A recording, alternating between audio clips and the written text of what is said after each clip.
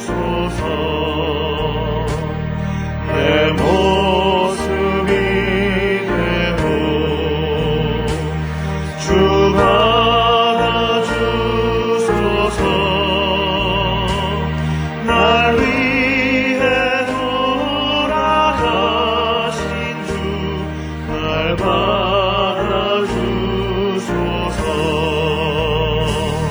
큰 죄에 빠져 영주를 날 위해 피 흘렸으니 주 형상대로 빚으사 날 받아주소서. 내 모습이 되고 주 받아주소서.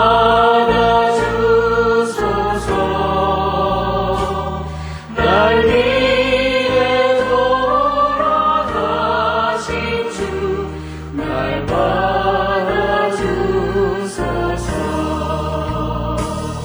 내 힘과 결심 향하여 늘 깨어지시우니 주 이름으로 구원해 날 받아주소서. 내 모습이 되고 주 받아주소서.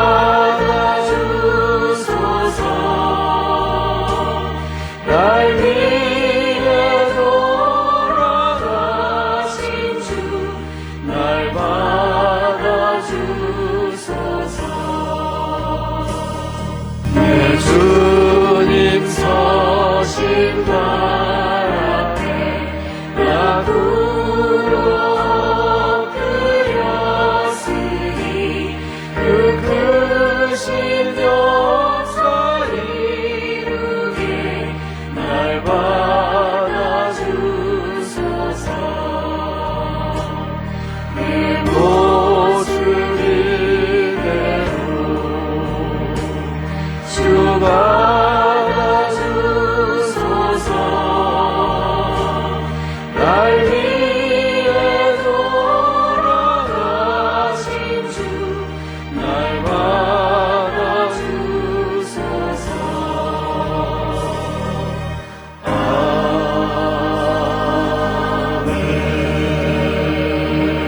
아멘. 2권 고라자손의 시를 지금 우리가 공부하고 있죠. 42편부터 44편까지의 말씀은 고라 자손들이 바벨론 포로로 끌려가서 또 끌려간 상황 속에서 그 성전을 그리워하고 사모하는 시, 다시 하나님께서 회복시켜지기를 간절히 바라는 시, 이런 겁니다. 그들이 이미 바벨론 포로로 끌려간 상태란 말이에요. 그러니까 이미 선지자들이 미리 말씀하시고 경고하고 하는데도 그 말씀이 귀에 들어오지를 않았어요. 우리가 역대기 공부하고 열왕기 공부하면서 늘 느끼는 거지만 처음에는 잘 나가요. 신앙이 10년, 20년 잘 나가다가 한 30년, 40년 되면 이게 내리막길로 가는데 스스로는 내리막길이라는 생각을 못하고 살아요. 인간이 그만큼 우매하고 둔감한 거죠. 사람이 제일 무서운 것이 마음이 둔감해지는 겁니다. 그래서 히브리서에 그렇게 가르쳐 주셨어요. 3장 4장에 하나님의 안식의 날이 남아있는데 출애굽을 할 당시를 잘 기억해봐라. 그 사람들이 왜 가나안 땅 안식의 땅에 못 들어갔냐면 그들의 마음이 완악해졌기 때문이다. 그러니까 오늘날 우리도 안식의 날이 남아있다. 그러면 우리가 그 안식의 날이 남아있는 그 때를 준비해야 되는데 그들처럼 완악해지면 그 안식의 나라의 주인공이 될 수 없다. 그래서 우리가 은혜의 보좌 앞에 담대히 나가야 된다. 이렇게 권유를 해요. 은혜를 받자. 힘써 은혜 받고 은혜의 보좌를 향해서 힘있게 나가야 된다. 그렇지 않으면 마음이 둔감해진다. 이게 하나님께서 우리가 안식일을 주시고 또 우리가 이렇게 말씀을 들을 수 있는 시간을 주신 것은 우리 영혼을 흔들어 깨우기 위해서 그런 거예요. 과거에는 TV도 없고 라디오도 없고 스마트폰도 없어서 그저 성경밖에 볼 게 없었고 기도하고 교회 가는 것이 가장 소중한 일이었고 그것이면 되었고 이랬는데 요즘은 성경 볼 시간도 없고 기도할 시간도 없고 교회 올 시간도 없어요. 왜냐하면 바빠요. 마음도 바쁘고 특별하게 하는 것도 없는데 바빠요. 그러다 보니까 시간이 상대적으로 빨리 가죠. 정말 시간 요즘 빨리 가죠. 눈 껌먹껌먹하면 오늘 수요일이고 눈 껌먹껌먹하면 이제 주말입니다. 근데 벌써 1월 19일 1월 엊그저께 송구영신 예배 한 것 같은데 벌써 이제 다음 주면 1월 말이란 말이에요. 이렇게 막 가는데 우리가 그 속에서 나를 찾아야 되거든요. 그 속에서 나라는 정체성을 찾아야 되고 하나님에 대한 정체성, 그리스도에 대한 정체성을 이게 찾아야 돼요. 그래서 내가 나도 모르는 무엇에 휘말려서 끌려가는 존재가 아니라 내가 주인이 되어서 내가 다스리는 삶을 살아야 돼요. 이게 뭐냐면 하나님의 나라예요. 하나님의 나라는 주님이 왕이시고 내가 그 왕 되신 주님과 하나가 되어서 이제는 죄와 사망의 권세와 세속적인 것을 다스리는 거죠. 육신의 욕망과 육신의 죄의 사고방식을 다스리는 사람으로 사는 게 이게 하나님의 나라란 말이에요. 이미 하나님 나라가 이미 우리한테 와 있다고 그랬잖아요. 이미 와 있는 하나님의 나라를 내가 누리면서 주님과 함께 가야 되는데 와 있는 하나님의 나라를 잃어버리면 이제 내가 종이 되는 거예요. 종이 되어서 다른 것에 내 시간과 마음을 뺏겨서 코 껴갖고 끌려다니는 삶을 살게 되는 거죠. 그래서 나한테 주신 시간인데도 내가 내 마음대로 결정을 못하고 판단을 못하고 내가 주도권을 상실하게 되는 거죠. 그래서 주일은 하나님과 나의 만남이 약속이 돼 있는 거잖아요. 그래서 누가 뭐라고 해도 그날은 주님과 약속한 날입니다. 내가 이 시간에는 주님과 약속한 시간입니다. 이런 명확한 명제가 주어져야 되는데 그게 아니라 오늘 이거 약속 있는데 교회 갈 수 있나? 벌써 이미 내가 주체자가 아니라 종이 돼 있는 거죠. 이렇게 바뀌는 겁니다. 그런데 그게 잘못이라는 자체도 모르는 거죠. 그게 잘못되었다? 이게 문제가 있다라는 생각조차도 못하고 사는 겁니다. 바벨론으로 포로로 끌려간 사람들이 그랬어요. 그래서 끌려간 후에 돌아보는 거죠. 돌아보니까 우리가 하나님 말씀을 떠나 있었구나. 우리가 하나님을 떠나서 잊어버리고 있었구나. 그래서 그때 하나님을 예배하고 거기서 고라 자손들이 예배하면서 찬송 부르고 제사하는 것이 정말 소중했었구나. 그 평범한 그게 진짜 소중한 거였구나. 이걸 이제 깨닫게 되는 거죠. 근데 늘 하는 일이 되다 보니까 매너리즘에 빠져서 습관적으로 제사하고 습관적으로 기도하고 습관적으로 찬송하고 이거 마음이 없는 형식적인 찬양이 된 거죠. 이사야서 1장 말씀대로. 그러다가 바벨론 포로로 끌려가서 고난당할 때 그때가 하나님이 함께 하시는 때였구나. 그때 하나님이 선지자를 통해서 그래서 이렇게 말씀하셨구나. 그래서 다시 하나님을 그리워하고 사모하며 그 하나님에 대한 갈망하는 마음, 그래서 목마른 사슴이 시냇물을 찾아 헤매이듯이 그렇게 갈급한 마음이 생겼다라고 42편, 43편 이어서 가르쳐 준 거예요. 그럼 44편에 옛날을 추억하는 거죠. 출애굽을 할 때 하나님께서 그들과 어떻게 함께 하셨는지 그때 상황을 기억하면서 하나님 우리를 이 상태로 내버려 두실 겁니까? 언제 우리를 다시 회복시켜 주실 겁니까? 우리를 다시 기억해 주십시오 라고 호소하는 것이 44편이었어요. 그래서 하나님이 우리를 잊어버린 자처럼 살지 말고 깨서서 어찌하여서 주무십니까? 이렇게 막 말씀하셨잖아요. 그러니까 하나님이 깨어나서 우리를 다시 회복시켜 주십시오 하는 그 포로로 끌려간 상태에서 쓴 시. 이것이 42편부터 44편이에요. 그러니까 그 상황을 알고 읽으면은 그 상황에 무슨 시를 썼는지가 가슴에 절절하게 느껴진단 말이죠. 그래서 우리가 그걸 보면서 우리는 미리 그렇게 안 겪어도 될 일을 스스로 겪고 탄식하지 말고 지금 우리가 이렇게 살아가는 것, 정말 평안하게 살아가고 뭐 특별한 일 없는 것 같지만 이게 은혜임을 깨닫는 것. 그러면서 오늘을 감사하면서 오늘 하나님을 찬송하면서 사는 것이 가장 큰 행복임을 아는 것. 이것이 우리에게 주어진 하나님의 말씀이라는 거 잊지 마시기 바랍니다. 45편 얘기는요. 주제가 확 바뀌어서 왕을 찬미하는 시예요. 왕의 결혼 찬가예요. 왕의 결혼 찬가. 왕이 신랑이잖아요. 신부가 있어요. 그렇죠? 신부와 신랑 얘기인데 먼저 이제 왕에 대한 이야기입니다. 내 마음이 좋은 말로 왕을 위하여서 지은 이것을 말할 거다. 왕을 위해서 지은 시예요. 내 혀는 글솜씨가 뛰어난 서기관 붓끝과 같도다. 그러니까 서기관들이 붓을 잘 놀려서 글을 기가 막히게 쓰거든요. 성경을 필사할 때 보면 막 우리 인쇄 기계로 찍은 것처럼 정말 멋있게 써요. 그리고 흘림체를 써도 옛날 그 사람들은 이 손이 기계더라고요. 우리 글씨가 요즘 필체가 별로 안 좋죠. 전부 다 스마트폰으로 쓰고 요즘 대학생들은요. 옛날에 우리 유치원생 글씨밖에 안 돼요. 초등학생 글씨도 안 돼. 그런 정도로 이제 엉망인데 왜냐하면은 컴퓨터로 다 타이핑을 하고 스마트폰으로 타이핑하고 이렇게 하다 보니까 글을 안 쓰잖아요.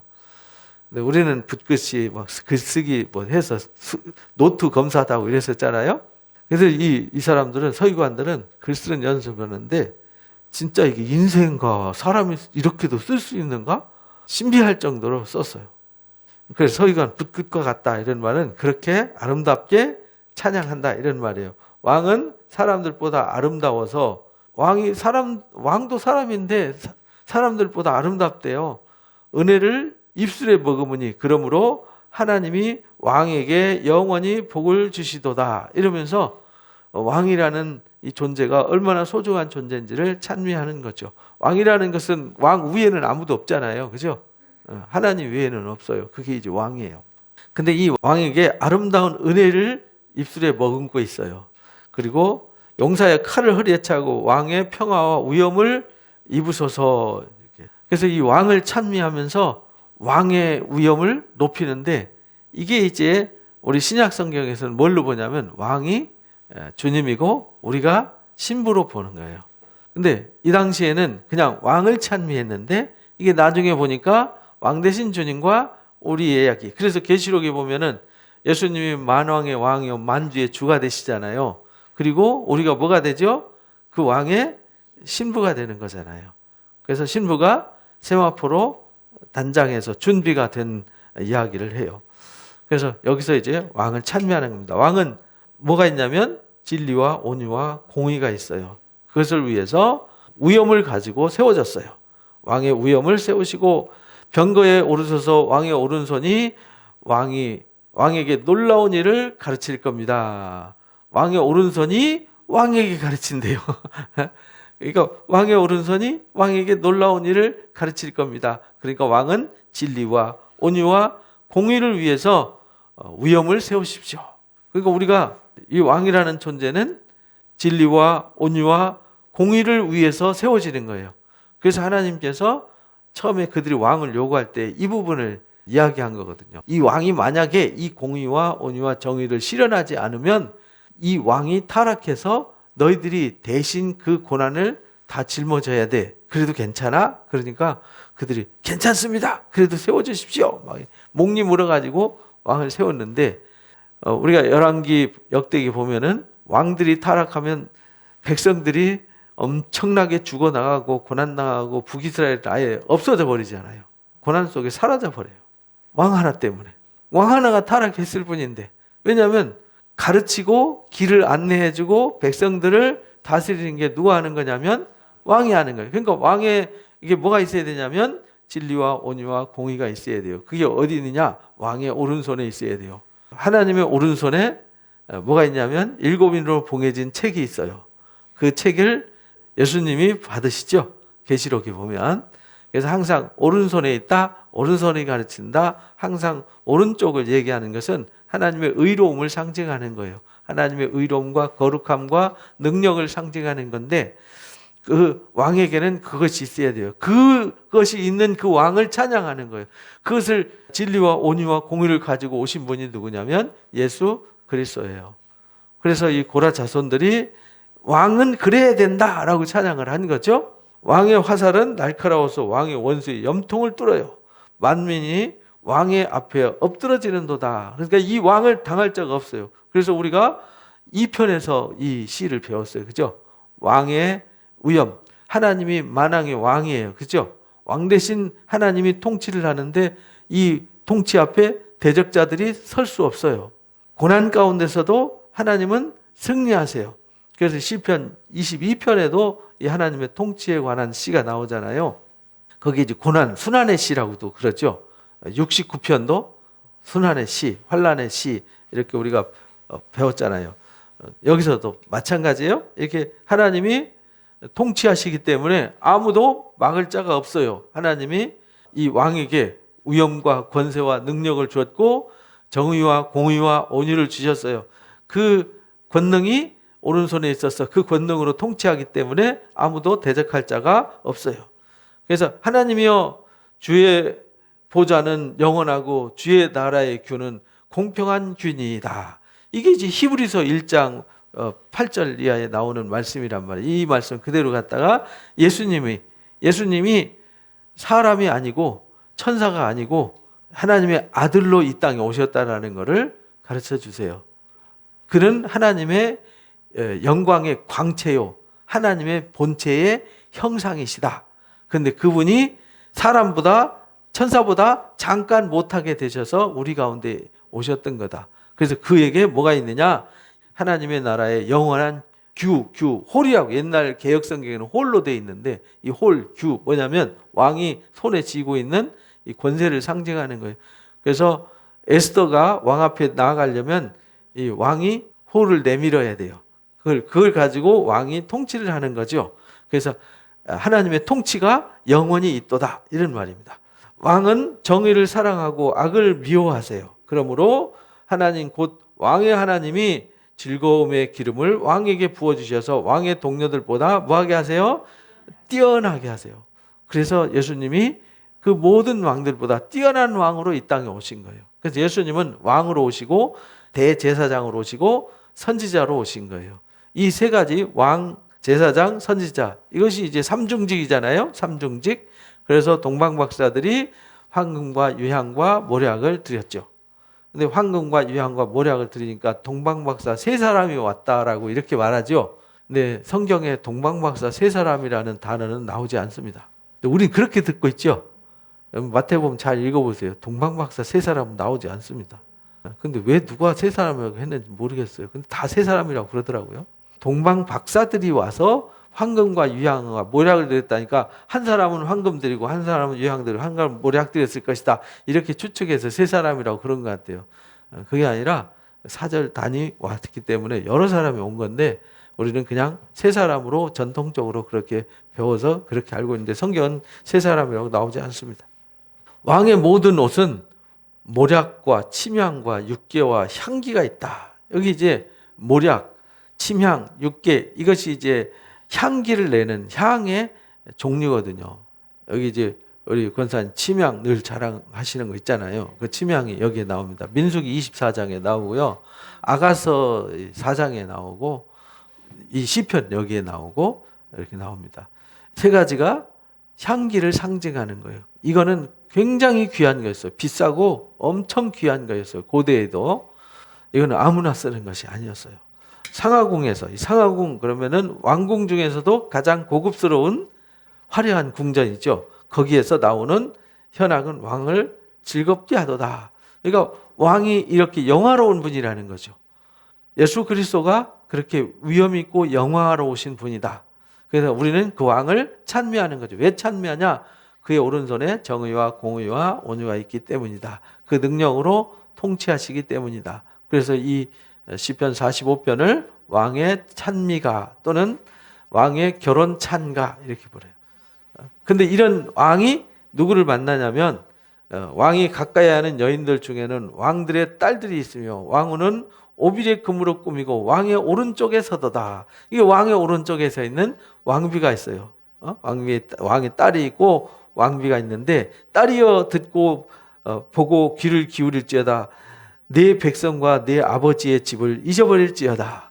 그리하면 왕이 내 아름다움을 사모할지라. 그는 내 주인이시니 너는 그를 경배할지어다. 우리가 왕의 신부가 되었어요. 그러면은 예전에 살던 집은 뭐 해야 돼요? 잊어버려야 돼요. 그래서 우리가 세상에서 불러냄을 받았으니까 옛사람은 잊어버려야 돼요. 옛날 내가 불러냄을 받기 이전에 부패하고 타락한 삶, 초라한 삶에 매여 있으면 안 돼요. 이제는 내가 왕비로 옆에 서 있는 거라는 거죠. 그래서 우리가 하나님의 사람들은 하나님을 찬미하면서 왕 대신 주님을 바라보면서 내가 그 왕 앞에 서는 왕비라는 거죠. 왕비는 결혼하면은 둘이 되는 거예요? 하나 되는 거예요? 하나가 되는 거죠. 연합이란 말이에요. 연합. 그래서 그리스도가 내 안에, 내가 그리스도 안에, 이 연합 사상이 성경에 있는 거예요. 그러니까 우리가 이 연합된 사상이 있으면 그리스도가 내 안에, 내가 그리스도 안에 있으니까 내가 조금 멀리 떠나 있어도 늘 마음에 있고 함께 있는 거죠. 여러분 사랑하는 사람이 마음에 있으면 여기 있으나 저기 있으나 뭐 꼭대기 올라가나 밑에 있으나 늘 내가 누구라는 존재는 알고 있잖아요. 내가 누구의 아내고 누구의 남편이고 나는 누구와 사랑으로 하나로 맺어져 있고 어디 가나 기억하고 살잖아요. 그것처럼 우리가 영광의 주님과 하나됨을 기억하면서 살아야 되는 거죠. 그래서 여기 그런 찬양 시를 쓴 거예요. 두로에 따른 예물을 드리고 백성 중 부한 자도 내 얼굴을 보기를 원할 거다. 그 화려한 사람들도 이 왕의 옆에 서 있는 왕비된 이 사람, 왕의 여인이 된 이 사람들을 부러워할 거다 이 말이죠. 우리가 그런 사람들 아니에요? 계시록에 보면은 사람들이 우리를 부러워할 수밖에 없는 사람이 되는 거죠. 왕의 딸은 궁중에서 모든 영화를 누리니 그의 옷은 금으로 술을 왔도다. 이렇게 이 찬미하는 왕은 다른 모든 사람들보다 으뜸이 돼서 뛰어난 사람이 돼요. 그러니까 왕을 찬미하고 왕 옆에 서 있는 이 여인을 찬미하는 거죠. 그죠? 그래서 이 왕의 결혼식 찬양가라고 그러는 거예요.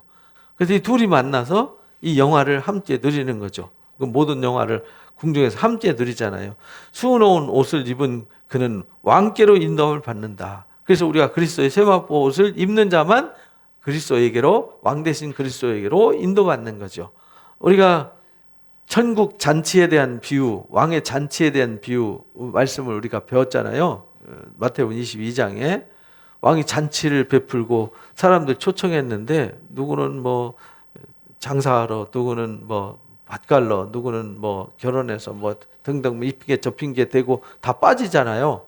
그때 임금이 화가 나가지고 사거리에 가서 이 사람 저 사람 막 불러다가 앉혀서 잔치를 하죠. 근데 그 중에 예복을 입지 않은 사람이 있어서 책망을 하고 내가 쫓겨서 슬피 울며 이를 갈지 알아 이랬잖아요. 근데 그 예복을 준비했는데 예복은 각자 사가지고 준비해갖고 오는 게 아니라 왕이 입구에다가 다 놔뒀어요. 너 들어가려면 이거 입고 가. 그랬는데 이거 안 입고 들어왔단 말이에요. 아니 준비까지 해야 되는데 안 입고 들어왔어요. 그래서 우리가 주님 나라 갈 때 내가 내 공로와 내 노력과 의지로 하나님 나라 가라는 거 아니잖아요. 누구 옷을 입어요? 예수 그리스도의 공로의 옷을, 예수 그리스도의 보배로운 피의 옷을 입는 거죠. 그 들어갈 때 그거 입고 들어가면 끝나는 거거든요. 우리가 준비하는 거는 내 공부해서 노력해서 수고해서가 아니라 그냥 공짜로 주시는 은혜의 옷을 입는 거죠. 그걸 입으면은 우리가 왕께로 인도함 받으며 시종하는 친구 처녀들도 왕께로 이끌려갈 것이다. 그들은 기쁨과 즐거움으로 인도함 받고 왕궁에 들어가려다. 이게 우리가 열처녀 비유, 마태복음 25장에 열처녀 비유에 나오잖아요. 그 혼인식에 대한 비유지 않습니까? 결혼할 때 남편과 아내가 정혼한 후에 이제 남편은 집을 준비하고 그 다음에 마지막 1년 지난 뒤에 혼인하러 가는데 몇 시에 올지 언제 올지 몰라요. 그래서 늘 횃불 준비하고 등과 기름을 준비하고 기다려야 되는데 금방 올 거라고 저녁 일찍 올 거라고 기름을 준비했지 않았던 사람은 똑같이 10처녀인데 5처녀 중에 똑같이 졸고 잤어요. 근데 기름을 준비한 처녀가 있었고 준비하지 않은 처녀가 있었단 말이죠. 그러니까 언제 올지 모르지만 늦게 오더라도 준비하고 있는 자, 이 자들이 횃불 춤을 추면서 신랑이 준비한 잔치에 들어가게 되더라. 이렇게. 그리고 그 문이 들어가면 꽝 닫혀요. 기름을 얻기 위해서 갔다 와서 돌아오면 이미 문이 닫혀서 그 문은 다시 열려지지 않아요. 두드리면서 우리에게 문을 열어주셔서 해도 나는 너희들을 모른다라고 이제 문을 꽝 닫고 끝나요. 우리가 하나님의 나라가 그렇다는 거죠. 그래서 우리가 기쁨과 즐거움으로 준비된 신부가 되어서 그 혼인잔치에 들어가는 거죠. 그래서 마지막 날에 우리가 하나님 앞에 가는 이 상황을 이제 혼인잔치로 비유를 하는 거예요. 여기에 이제 그 시에 그 찬가가 나와 있는 거죠. 왕의 아들들은 왕의 조상들을 계승할 것이라 왕이 그들로 온 세계의 군왕으로 삼으리로다. 그래서 온 세계의 군왕으로 삼으신다. 근데 이스라엘 왕이 온 세계의 군왕이 된 적은 없잖아요. 그죠? 그래서 이제 이것이 그때 당시에 왕의 찬가로 지었지만 이것이 예수 그리스도를 표현한 거고 우리가 그런 신부가 돼야 된다라는 것을 가르쳐준 찬미시라는 겁니다. 내가 왕의 이름을 만세에 기억하리니 그러므로 만민이 왕을 어떻게 찬송해요? 영원히 찬송해요. 그래서 예수님을 우리가 지금부터 영원까지 찬송하고 찬송받으시는 주님이 되시는 거죠. 이스라엘 왕들은 영원히 찬양 안 해요. 그렇죠? 이렇게 하나의 그 왕의 결혼식을 찬미하면서 썼는데 그 왕의 결혼식이 어디에 나오냐면 아가서에 나오잖아요. 이게 아가서 얘기란 말이에요. 근데 아가서 얘기가 교회와 주님 얘기란 말이죠. 내가 교회고 우리가 교회잖아요. 그죠? 이것이 이제 45편 시 이야기였습니다. 그러니까 우리가 45편 보면서 이 고라자손이 이 시를 쓰면서 그들이 왕 대신 하나님을 잃어버린 거잖아요. 그죠? 그래서 다른 왕을 의지하고 세상의 것을 의지하고 우상을 왕으로 의지했다가 결국은 부패하고 타락하고 징계당해서 고난을 당해서 바벨론 포로로 끌려간 거잖아요. 그래서 그들이 다시 왕을 찬미하는 시를 쓴 거예요. 그다음에 46편은요. 이 시도 아주 유명한 시예요. 하나님은 우리의 피난처시여 힘이시니 환난 중에 만날 큰 도움이시라. 그러므로 땅이 변하든지 산이 흔들려 바다 가운데 빠지든지 바닷물이 솟아나고 뛰놀든지 그것이 넘침으로 산을 흔들릴지라도 우리는 뭐하지 않아요? 지금 온 세상이 막 다 뒤집어져도 내가 하나님을 향한 사랑이 변하지 않아요. 그리고 그런 것을 두려워하지 않아요. 그래서 이 시를 읽고요. 이 시의 영감을 받아서 쓴 찬송가가 내주는 강한 성이요 라고 루터가 쓴 시예요. 그게 오늘날까지 우리가 찬양을 부르죠. 루터가 종교개혁을 할 때 죽음의 위기에 놓인 거잖아요. 그 거대한 교황이라는 세력과 이 혼자 싸우는데 그때 내주는 강한 성이요 이 찬송 부르면서 그가 하나님 앞에 서서 개혁을 해나갈 때 그때 독일이 그를 도와줬어요. 하나님이 독일을 통해서 도와줘가지고 개혁을 완수할 수 있었죠. 그때 이 시의 영감을 받아서 내주는 강한 성이요 방패와 우리의 피난처가 되어주세요. 이 시 그래서 유명한 시예요. 그래서 반석같이 흔들리지 않는 확실한 확고한 승리의 시 이것이 46편 시입니다. 한 시내가 있어 나뉘어 흘러 하나님의 성 곧 지존하신 이의 성소를 기쁘게 하도다. 한 시내가 있어서 흘러낸 나누인데요. 하나님의 성 지존하신 성소를 기쁘게 하도다. 성소에서 흘러나눈다는 건요. 뭐가 흘러나누냐면 에스겔서에 보면 나오잖아요. 에스겔서에 하나님이 에스겔에게 환상을 보여주셨어요. 하나님의 성전을 보여주셨는데 그 성전 성소에서 물이 나와요. 생수가 흘러서 동서로 흘러요. 근데 그 물이 발목까지 차다가 무릎까지 차다가 허벅지까지 차다가 막 이제 헤엄칠 물이 되죠. 근데 그 물이 닿으면 죽은 나무들이 살아나고 사유바다에 흘러가서 사유바다에 죽은 생물들이 살아나요. 왜냐하면 사유바다는 생물이 살지 않거든요. 너무 염도가 30% 이상 되기 때문에 살 수가 없어요. 근데 그게 다 치료가 된다는 거예요. 죽은 것이 다 치유가 된다. 이게 뭐냐면 하나님의 성소에서 생명수의 말씀이 흘러나온다는 뜻이에요. 여기서 하나님을 우리가 찬양하고 반석같이 흔들리지 않는 이유는 하나님 성전에 하나님 성소에 하나님의 성에 생명수가 흐르기 때문에 그래요. 그래서 하나님이 생명수라는 게 뭐냐면 말씀의 능력이잖아요. 말씀의 능력과 생기 이것이 우리에게 들어와서 우리를 돕기 때문에 그래요. 하나님이 그 성 중에 계시며 성이 흔들리지 아니할 것이라 새벽에 하나님이 도우시리로다. 그래서 문나라가 떠들며 왕국이 흔들리더니 그가 소리를 내심에 땅이 녹았도다. 그러니까 왕 대신 하나님이 거기에서 생명수를 흘러보내고 능력을 흘러보내세요. 그러니까 이 생수를 먹는 자들, 이 생수의 능력을 공급받는 자들은 흔들리지 않아요. 반석 같은 확실한 믿음 위에 서서 요동하지 않는 믿음을 갖는 거죠. 루터처럼 거대한 쓰나미가 밀려와도 내주는 강한 성이요 외치면서 싸워 이기는 것이죠. 만군의 여호와께서 우리와 함께 하시니 야곱의 하나님은 우리의 뭐예요? 피난처가 되신다. 하나님은 우리와 함께 하시기 때문에 어떤 것도 두려워하지 않아요. 그래서 여기 이제 2절 3절이 땅이 변해요. 산이 흔들려요. 바다 가운데 빠져요. 그리고 바닷속에서 바닷물이 막 솟아오르고 막 뛰놀아요. 그리고 그 넘침으로 산이 흔들려요. 이런 상황이면 막 쓰나미가 밀려가지고 온 땅이 뒤집어지고 지진이 일어나서 흔들리는 상황이잖아요. 근데 그 상황 속에서도 요동하지 않는 믿음. 왜냐? 하나님은 우리의 피난처가 되시기 때문에 온 땅, 온 세계가 다 뒤집어져도 우리는 안전하다. 그래서 하나님이 피할 처소가 되는 거죠. 그래서 하나님의 백성들은 마지막 환난의 때에 아멸과 토굴을 예비하셔서 우리가 피하게 하신다. 하나님이 그 아멸과 토굴이 되시는 거죠. 이 땅이 아니라 우리 땅속 들어가봤자 땅이 지진이 넘어지는데 땅이 무슨 의미가 있겠어요. 지진과 해일이 들어가면 그 물 들어가면 죽게. 하나님이 우리의 아멸과 토굴이 되시는 거예요. 하나님이 우리의 피난처가 되시는 거죠. 마태복음에는 그렇게 말하죠. 암탉이 병아리를 품는 것처럼 내가 너희들을 품으려고 했던 것이 얼마나 많이 있었냐. 그런데 너희들이 받지 않았다라고 책망하는 말씀이 나오죠. 와서 여호와의 행적을 봐라. 그가 땅을 황무지로 만드셨도다.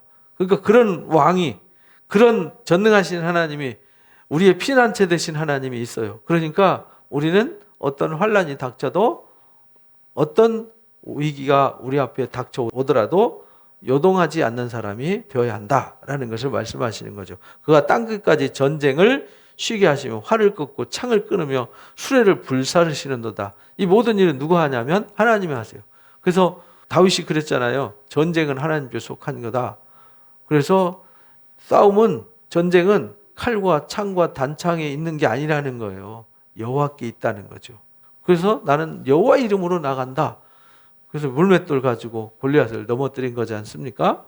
이르시기를 너희는 가만히 있어서 내가 하나님됨을 알지어다. 이렇게 해서 우리는 가만히 있어서 하나님이 하나님됨을 우리가 알아야 되는 거죠. 내가 문 나라 중에서 높임을 받으리라. 내가 세계 중에서 높임을 받으리라 하시는도다. 만군의 여호와께서 우리와 함께 하시니 야곱의 하나님은 우리의 뭐라고요? 피난처. 계속 우리 야곱의 하나님은 우리의 피난처시다. 7절에서 똑같이 말하죠.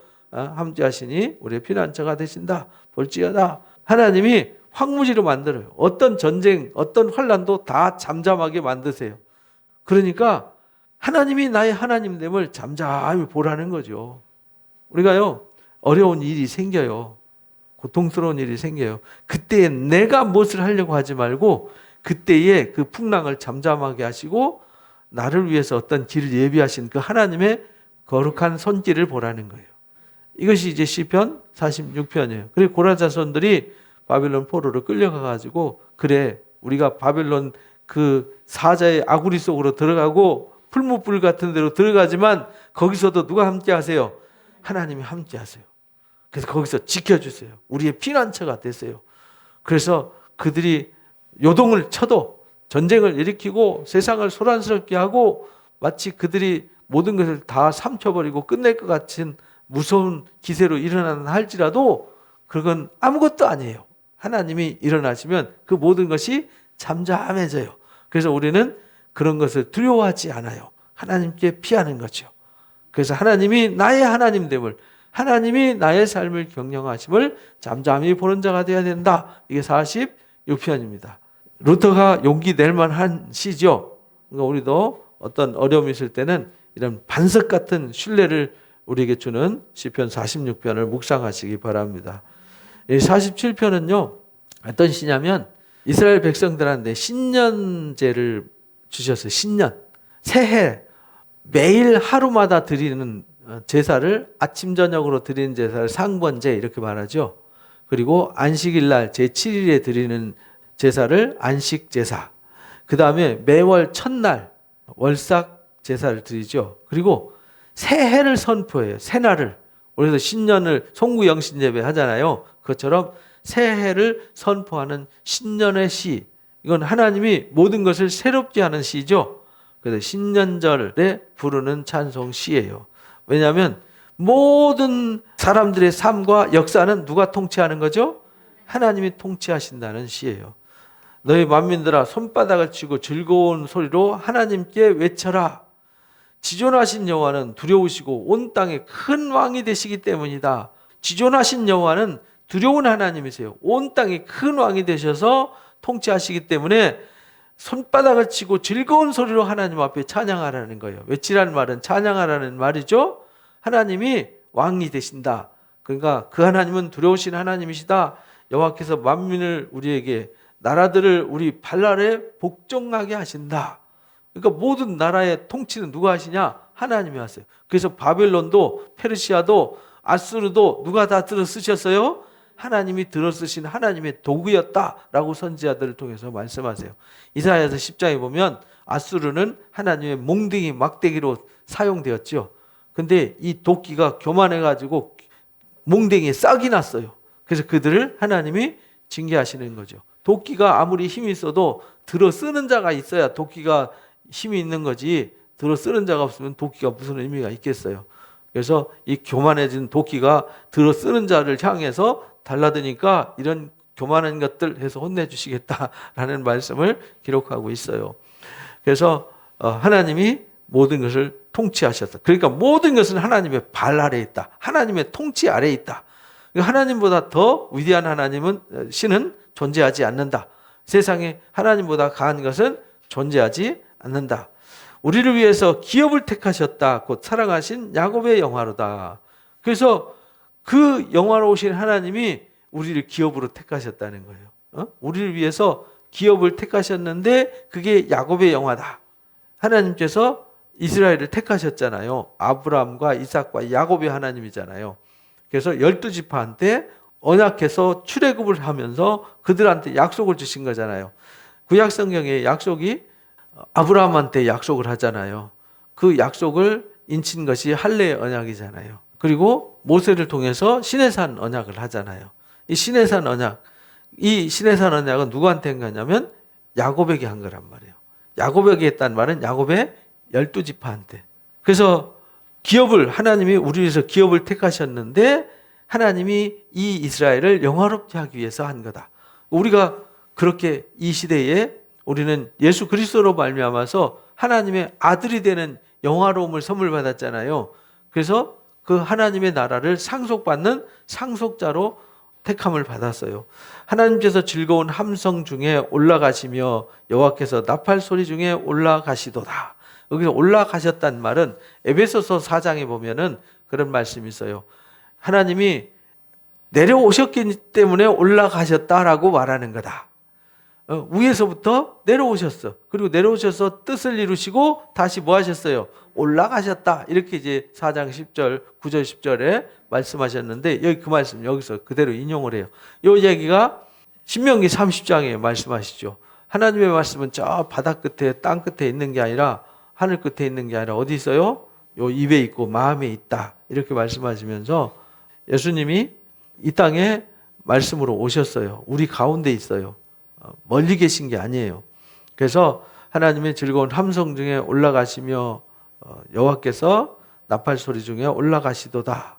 하나님의 뜻을 이 땅에 실현하시고 올라가시도다라는 시인데 이 사람들은 그 당시에 하나님의 그 통치와 위엄을 또 한 해를 시작하면서 그동안 살아왔던 삶을 하나님이 이렇게 다스려 주셨고 올 한 해도 하나님의 이런 전능하신 통치로 당신의 영화로운 뜻을 이루실 것이다 라고 선언을 했는데 그 이야기가 곧 누구에게 해당되냐면 예수 그리스도의 부활 승천 승리의 역사로 이제 쓰여지는 것이다. 찬송하라 하나님을 찬송하라 우리 왕을 찬송하라. 그래서 하나님을 찬송하라고 이제 외치는 겁니다. 하나님은 온 땅의 왕이기 때문이다. 지혜의 시로 찬송해라. 계속 찬송해라. 하나님이 왕이시다. 왕이시라는 말은 모든 것을 책임지고 다스리고 주관하시는 존재다, 이런 말이죠. 그래서 나의 삶에 누가 왕이 돼야 돼요? 하나님이 왕이 되고 주님이 왕이 되셔야 되거든요. 근데 내가 왕이 되니까 이제 문제가 되는 거죠. 그리고 다른 것을 왕으로 삼으니까 문제가 되는 거예요. 그래서 우리의 삶의 주인과 왕은 누구냐면 예수 그리스도예요. 하나님의 뭇 백성을 다스리시며 하나님이 그의 거룩한 보좌에 앉으셨도다. 하나님이 다스리세요. 하나님이 보좌에 앉아 계셔서 다스리세요. 그래서 요한계시록도 보면은 1장에 예수님이 등장을 해요. 계시의 주체가 등장하죠. 누구에게 무엇을 계시하려고 하는지 말씀하시고 2장 3장에 아시아에 있는 7교회를 향해서 편지를 쓰세요. 그리고 4장에 하늘에 있는 하나님의 보좌가 보여요. 보좌를 먼저 보여줘요. 왜? 이 이후에 계시록을 통해서 7인으로 봉해진 하나님의 역사를 펼쳐가는 것이 누구로부터 시작되어지냐면 보좌에 계신 하나님으로부터 시작되어진다. 보좌에 계신 하나님이 통치하신다. 근데 누가 통치하냐? 어린 양이 7으로 봉해진 말씀을 가지고 내 생물이 외칠 때에 외치는 말씀이 봉인이 해제되면서 해제된 말씀의 역사가 이 땅에 이루어지는 거다. 이렇게 가르치는 거거든요. 근데 그 앞에 누가 있냐면 보좌 앞에 내 생물이 있고 7영이 있어요. 7눈이 있죠. 7눈이 온 땅에 두루도는 7영이에요. 근데 그 7영이 뭐냐면 성령이에요. 그래서 하나님이 그 보좌 앞에는 수정 같은 유리바다가 쫙 펼쳐져요. 그 말은 무슨 말이냐면 하나님 앞에 감출 수 있는 게 없어요. 유리그릇처럼 이렇게 유리그릇에 이렇게 놀리면 다 보이잖아요. 그것처럼 하나님 앞에는 다 드러나는, 감출 게 아무것도 없어요.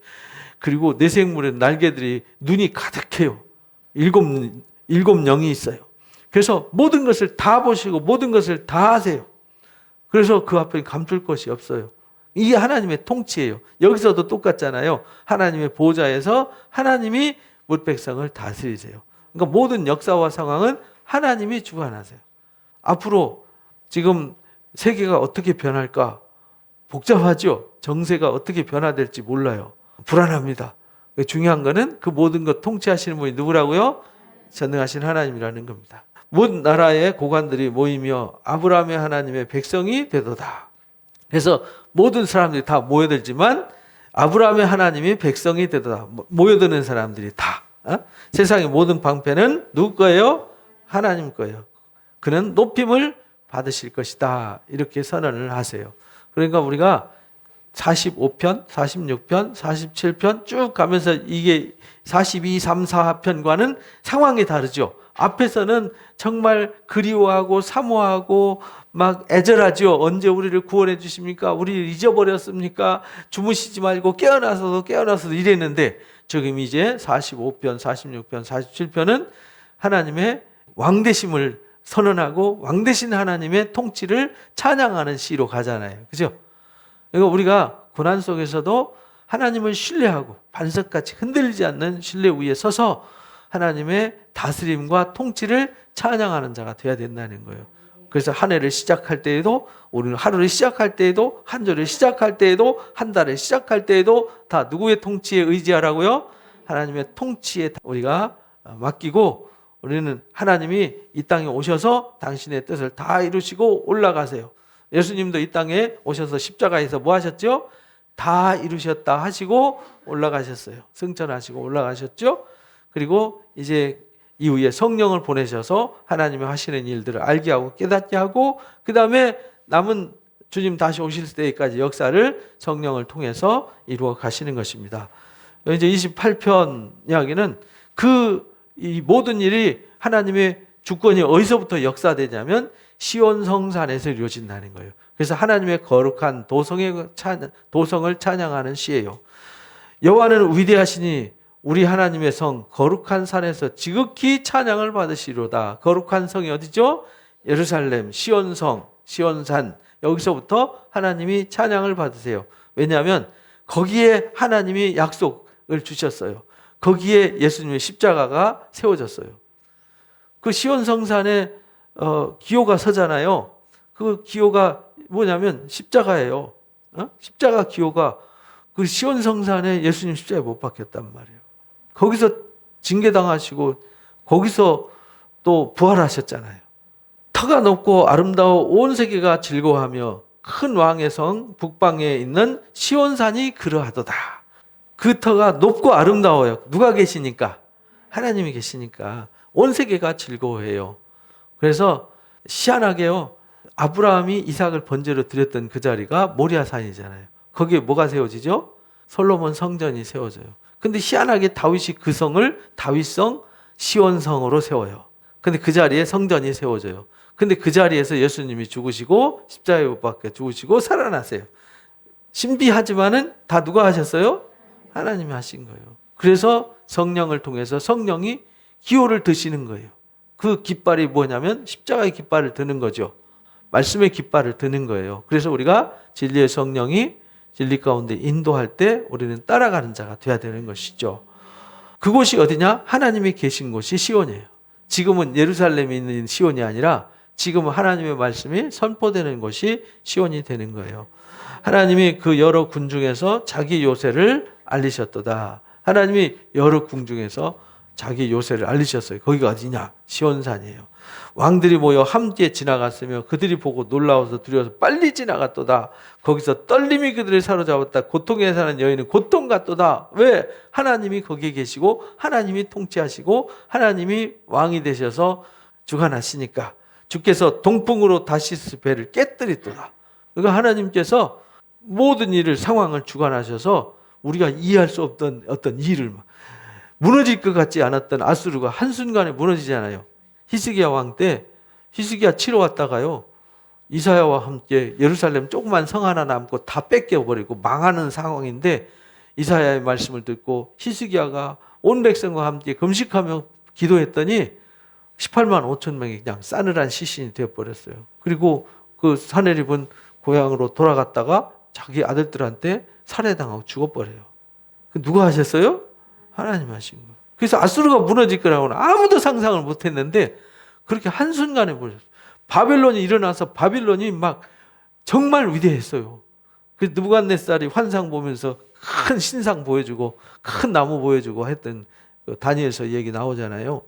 근데 그가 한순간에 무너져 버리잖아요. 벨사살이 그냥 오줌 싸면서 그냥 다리 호들호들 떨면서 기절할 정도 메네메네 되게 오바르신 하나님의 손이 나타나서 말씀하셨을 때 왕은 하나님 저울에 달아보니까 깜이 아닙니다. 깜이 그래서 그냥 그냥 앓고 죽어버리잖아요. 한순간에 무너져 버려요. 고레스도요 영원히 무너질 것 같지 않았는데 다니엘서 예언한 대로 이 마케도니아의 뿔 달린 그리스의 헬라 사람 뿔 달린 염소가 등장해서 들이받아서 그냥 끝내버리잖아요. 아무도 모르는 거죠. 근데 헬라도 영원할 줄 아는데 그 10년 만에 끝내버려 나라 4개로 쪼개져요. 근데 다니엘서 이게 7장부터 10장에 그 예언의 말씀이 다 나와 있단 말이죠.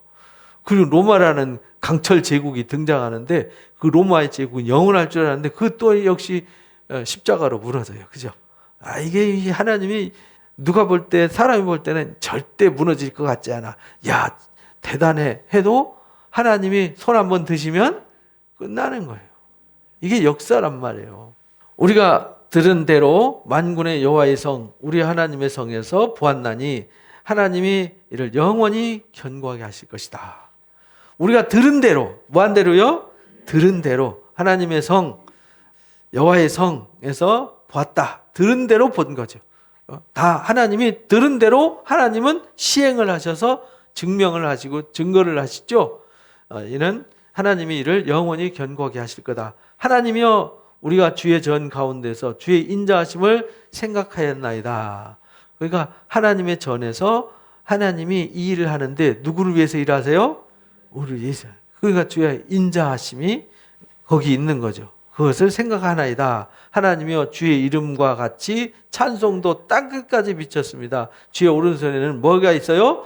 정의가 충만합니다. 그래서 하나님은요 말씀의 잣대를 가지고 그래서 에스겔한테 이 예루살렘 성을 다 무너뜨릴 것을 말씀하시잖아요. 그때에 에스겔이 아니 어떻게 이 성을 거룩한 성을 멸망시킬 수 있습니까? 하니까 머리채 잡아가지고 갖다 보여줬죠. 또 아모스 선지한테 이 막 불을 지른다, 막 메뚜기 갖다가 이제 아주 끝내버리겠다 그러니까 너무 심하지 않습니까?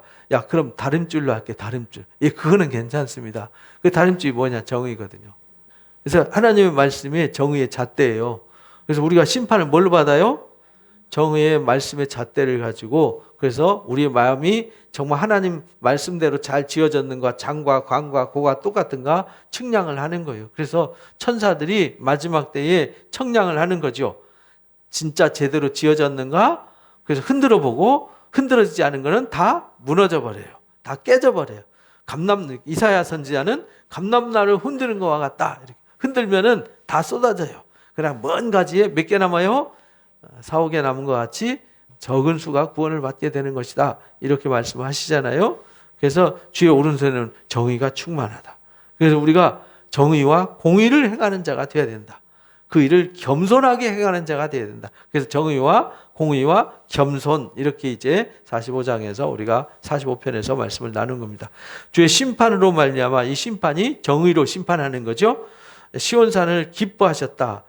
심판으로 말미암아 시온산을 기뻐했단 말은, 그 시온산은 하나님의 통치가 이루어지기 때문에 하나님이 기뻐하신 거예요. 그러니까 내가 하나님의 시온이 돼야 되잖아요. 그죠? 나와 나의 삶이 하나님의 통치를 받는 삶이 돼야 되지. 그래서 하나님의 나라가 내 안에 임해서 내가 주님의 다스림을 받아야지, 세상의 다스림을 받고 내 욕망의 다스림을 받으면 종이 돼서 영원히 심판을 받게 되는 것이죠. 유다의 딸들은 즐거워할지로다. 너희는 시온을 돌면서 그곳을 둘러보고 망대를 세워봐라. 그 성벽을 자세히 봐라. 그 궁전을 살펴 후대에 전하라. 하나님이 이렇게 견고하게 세웠다. 그러니까 하나님의 통치를 후대에 전하라. 이런 말이죠. 그래서 우리가 하나님이 하신 일을 자랑하라. 그래서 우리가 하나님이 나를 위해서 일했고 우리 가운데 일하셨음을 사람들한테 말해야 되잖아요. 복음이라는 게 그런 거예요.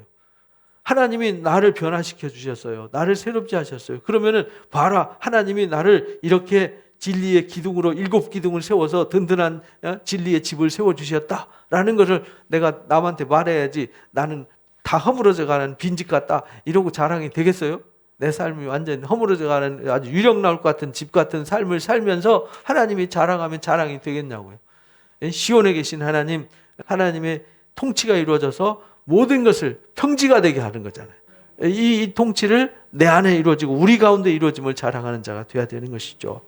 이는 하나님이 영원히 우리 하나님이시니 그가 우리를 언제까지? 줄 때까지 영원토록 인도하실 것이다. 이렇게 해서 시온 도성에 대해서, 그러니까 45, 46, 40, 48편까지 이 4편은 하나님의 통치에 관한 시란 말이에요. 그래서 우리 그 하나님의 통치를 온전히 신뢰하고 흔들리지 말아야 돼요. 그리고 우리는 그 왕의 신부가 돼야 돼요. 우리는 그 시온이 돼야 돼요. 그래서 흔들리지 말아야 돼요. 그래서 하나님이 좌정하셔서 경영하시고 통치하시면 우리는 주변에 어떤 것도 두려워하지 않아요. 왜? 하나님의 통치가 결국은 승리할 거니까. 그래서 우리는 죽을 때까지 영원히 하나님의 인도하심을 찬양하는 사람들 되시기를 주님의 이름으로 축복합니다. 마음을 모아서 기도하고 마치도록 하겠습니다. 감사합니다. 하나님 아버지, 오늘 또 귀한 말씀으로 영적인 일깨움 주시니 감사합니다. 하나님의 긍휼과 사랑으로 우리를 이끌어 주시고 간섭해 주셔서 우리를 통하여 하나님의 예정하신 큰 뜻을 이루어갈 수 있게 하여 주옵소서. 하나님은 이 땅의 만물의 창조자요 경영자요 주인이십니다. 그 하나님이 우리의 아버지시고 우리의 왕이십니다. 우리가 무엇을 의지하고 무엇을 바라보겠습니까? 하나님의 왕 되심을 선언하고 그 말씀에 굴복하고 그 거룩한 뜻에 순종하는 삶을 살아갈 수 있도록 이끌어 주시기를 간절히 기도합니다. 살아계신 하나님 아버지, 이 교회를 다시 한번 붙들어 주셔서 우리 사랑하는 교회 모든 성도들이 하나님의 왕 되심을 온전히 선언하고 그리스도의 온전한 신부로 서서 주의 명령에 하나님 순종해서 그 앞에 부끄러움 없이 서는 자들 되게 해주시기를 원합니다. 하나님 우리 왕 되심을 믿습니다. 하나님은 우리와 함께하셔서 어떤 환난 속에서도 우리를 구원하시고 어떤 하나님 상황 속에서 하나님의 통치는 완전해짐을 또 하나님의 귀한 역사는 하늘에서 뜻이 이루어진 것처럼 이 땅에 완전히 이루어 가심을 믿습니다. 그래서 예수님이 이 땅에 오셔서 다 이루고 가셨고 이 세상 주님 다시 오시는 그날까지 우리를 부르셔서 그 예정한 뜻 반드시 이루어 주시고 역사하심을 믿습니다. 하나님 아버지 우리에게 더 굳은 믿음 주시어서 저러나 오르나 치우치지 아니하고 우리가 하나님의 통치에 순종하는 삶을 살아가고 그래서 주만 바라보며 주의 말씀의 능력과 권세에 사로잡혀서 성령의 인도하심을 받는 은혜자들로 든든히 세워지도록 인도해 주시기를 기도합니다. 하나님은 시온에 계심을 선언하셨습니다. 그곳이 하나님의 말씀이 흘러나오는 곳입니다. 하나님의 말씀에 생수가 흘러나오는 시온이 되게 해주시기를 원합니다. 그래서 우리 교회와 우리의 마음과 영혼 속에서 날마다 생수의 강물이 흘러 넘쳐서 하나님 그것을 찾는 모든 이들에게 생명의 말씀 들어 죽어가는 영혼이 살아나고 구원받는 구원의 은총이 덧입혀지는 은혜가 선물되도록 인도하시고 간섭해 주옵소서. 오늘도 함께해 주심을 감사합니다. 영광 받아주시고 축복해